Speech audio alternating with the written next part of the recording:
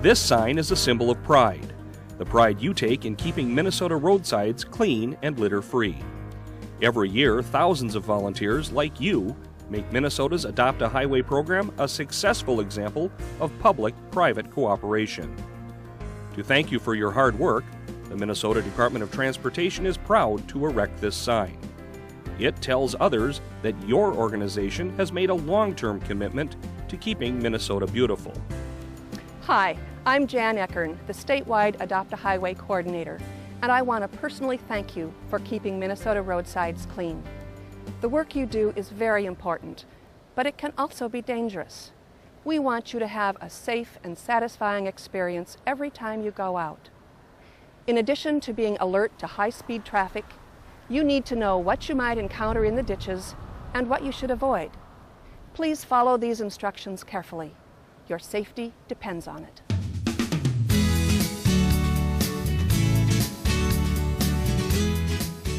This is a work day, so wear your work clothes. Choose blue jeans or other sturdy work pants, and long sleeves will protect you from scratches and sunburn. Your hands and feet are especially vulnerable to injury. Wear heavy gloves, preferably leather, for picking up dirty or broken items. And wear your work boots, hiking boots, or heavy leather shoes. They can help prevent turned ankles or punctures. And don't forget a bright hat or a visor. It'll protect you from the sun, plus it will make you more visible to passing motorists. It's a good idea to bring along your sunglasses, sunscreen, and some insect repellent. And don't forget a plentiful supply of drinking water. It's very important to stay hydrated while you work. And finally, wear your safety vest. MnDOT requires it. In fact, you should put it on before you arrive at your site. The purpose of the vest is so that motorists can see you. It's important that you be able to see motorists, but it's critical that motorists see you. Your group leader should bring along a first aid kit and a cell phone. Everyone in your group should know the location of the nearest hospital and how to get there in an emergency. And make sure everyone's tetanus shots are up to date. Of course, you'll need to bring along a supply of trash bags. Your leader will get them ahead of time from your MnDOT contact. Schedule your pickups when the weather is good. If it looks like rain or fog, choose another date. Motorists have much less control when the roads are wet, and even a light fog impedes their sight distance. Don't let your presence on the roadside increase the chances of a crash. Remember, when you're out and about on the roadways, that traffic really is your primary concern. Always wear your traffic safety vest when you're out on the road. Scan the highway constantly for vehicles that are approaching you from ahead and particularly from behind. You shouldn't walk for long periods of time with your head down or distracted. You should be constantly aware the vehicles are approaching you. And please, try to stay as far away from traffic as you possibly can. It's best to carpool to the site. This reduces the number of vehicles parked on the roadside. The best solution is to appoint a designated driver who can drop you off and pick you up again when you're done. Otherwise, find a place to park that's safe and visible well off the traveled way. If possible, choose a parking lot or a seldom used approach. If you must park on the shoulder, park to the far right of the white line so your vehicle does not encroach onto the driving lane. Always park on the same side of the road where crews are working and turn on your warning lights. Never park on an interstate highway.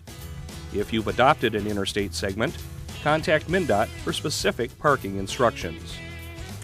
Remember that in most cases we'd always like to have personnel carpool to these sites. It just makes it easier to park the vehicle far away from the roadway as possible. If you have to bring a vehicle, try and have a driver drop you off and take the vehicle someplace once again away from the roadway that you're working on. If you have to take a vehicle out near the area, try to park in a parking lot, an area where cars are normally positioned.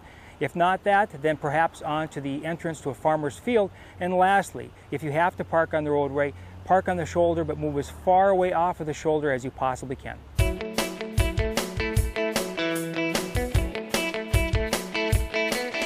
Now you're ready to pick. Here's a simple way to keep your bag open while you work. Find or make a stick that's 1 to 2 feet long and a couple of inches wide. Place the stick on the outside of your bag, a few inches from the top edge. Fold the bag over the stick toward the outside. Then fold it again. You can now hold the bag by the stick to keep your bag open while you pick. Some roadsides are dangerous for pedestrians.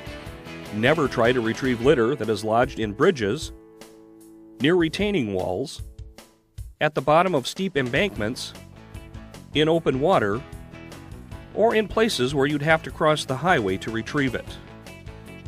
Always stay with your group. You'll be easier to see if you're in a group of 5 to 6 people than if you're working alone. Your group should work on one side of the road at a time. Whenever possible, face the oncoming traffic. Always stay alert for traffic and never dart into the traffic lane. Never horse around on the roadside. It creates a distraction to drivers and can cause a crash. You'll need to pay attention to the traffic and the job at hand, so leave your headsets at home. And when you get tired, take a break. While you're picking up litter, watch for dangerous objects and handle them very carefully. Be alert for broken glass, sharp metal objects, and boards with exposed nails. Don't put them in the bag if they could poke through and injure someone. Just lay the item next to the bag. When your bags are full, place several of them together near the shoulder, but not on the shoulder. If you find a large object, place it next to the bags.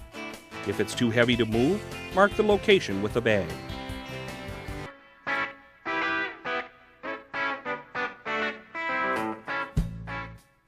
Abandoned barrels or containers with unknown contents can be very dangerous. Do not touch them. Labels do not necessarily correspond to the contents. If you find a container with an unknown substance in it, make a note of its location by identifying the number on the nearest milepost. Then call your MnDOT contact with the location and description of the item. Mark the location with a filled trash bag. If you see abandoned containers or other questionable material, always approach them from uphill and upwind. Never touch medical waste, such as bandages or needles. And of course, never touch objects with radioactive labels or homemade explosive devices. If you find weapons of any kind, leave them alone and call 911. Other items you should avoid are gas cans, used oil, antifreeze, car batteries, fluorescent bulbs, and hypodermic needles. Again, mark the location with a bag, note the nearest milepost number, and call MnDOT. You may run across dead animals in the ditch.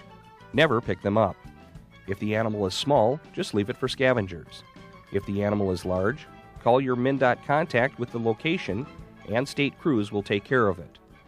If you come upon a pile of wood chips or compost, you can assume it is covering a dead deer. Just leave it alone, and nature will take care of it. Methamphetamine waste is extremely dangerous. If you come across any of the following items, do not touch them. Contact MnDOT for removal. Propane cylinders from gas grills. The brass fittings may have turned blue or green. They are used to transport anhydrous ammonia and can explode, causing burns or severe respiratory damage. Pill residue. It's a pinkish putty-like substance. Respirator masks. Rubber gloves. Rubber hoses and clamps. Sheets and pillowcases stained pink or red.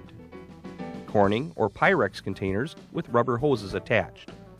Solvents of any kind. Again, if you find any items that could be meth waste, report them immediately to MnDOT. Never touch them. It's a sad fact that more and more adopters are finding containers of urine tossed onto the roadside. Urine is a hazardous substance and should not be taken to a landfill. Therefore, you should not bag containers of urine or any other biological waste. Leave the containers where you find them and notify a MnDOT representative. Place a filled bag next to the container to mark the location. Your group also can help reduce stormwater pollution by watching for illicit discharge of materials in the ditch. These illegal materials can include wastewater from industrial activities, sanitary sewer wastes, or liquid materials such as paint or oil that a homeowner or someone has dumped in a stormwater system.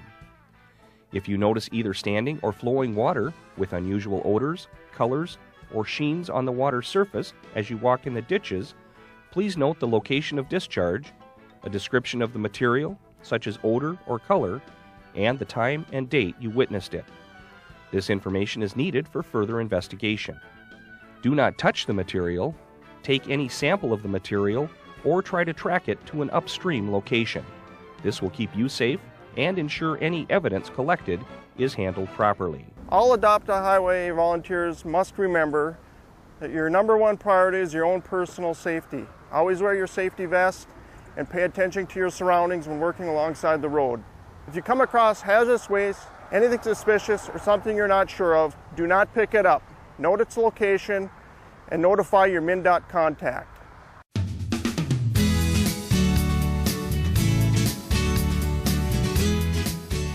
If you remember only one thing from this video, it's that the traffic is moving at 50 to 70 miles an hour. That's your primary concern. But if you follow the instructions and precautions given here, your Adopt a Highway experience will be rewarding and safe.